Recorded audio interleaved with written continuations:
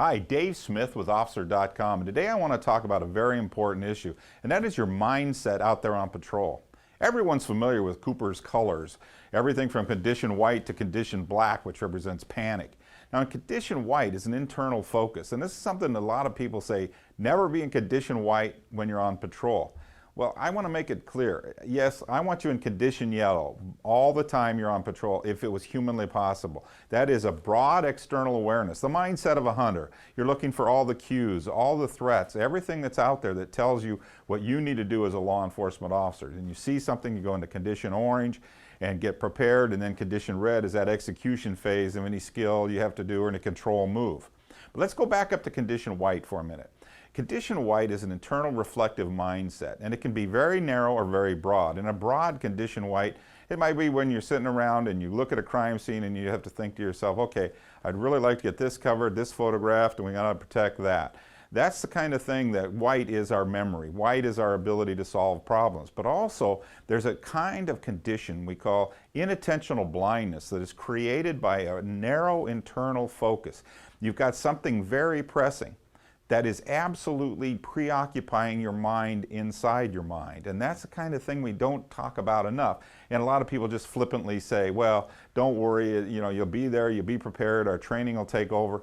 All right, for instance, if you have something that's an intense problem, an intense crisis in your life, let's say, for instance, your child's in the hospital, your dad or your mom are sick, your husband, your boyfriend, your wife, your girlfriend are sick in the hospital. One of them, the issue that you face is this, is that you are going to be worrying.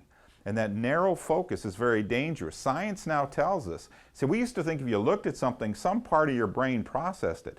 But inattentional blindness says, no, that's not true. You know, you hear a lot of talk these days about preventing people from using handheld phones when they're driving around. Well, now science says it doesn't matter if they're using a Bluetooth or handheld.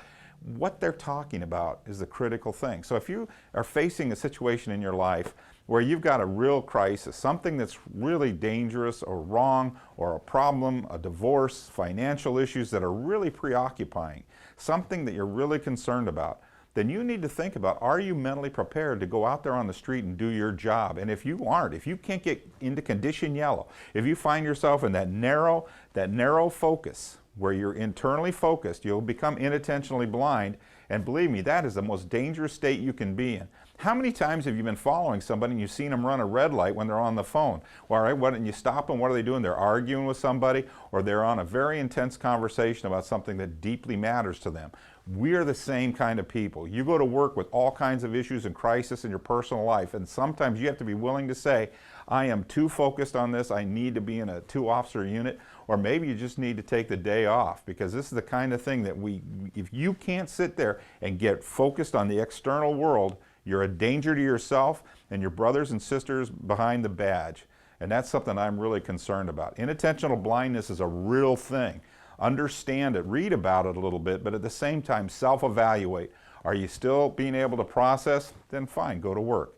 But if you find yourself constantly slipping inside your mind, dealing with this problem, this crisis, we like to call it the cobra in your face, then you, by golly, need to talk to somebody and make yourself as safe as you can, or get out of the situation where you're going to be at risk. I'm Dave Smith, and I'll talk to you next time.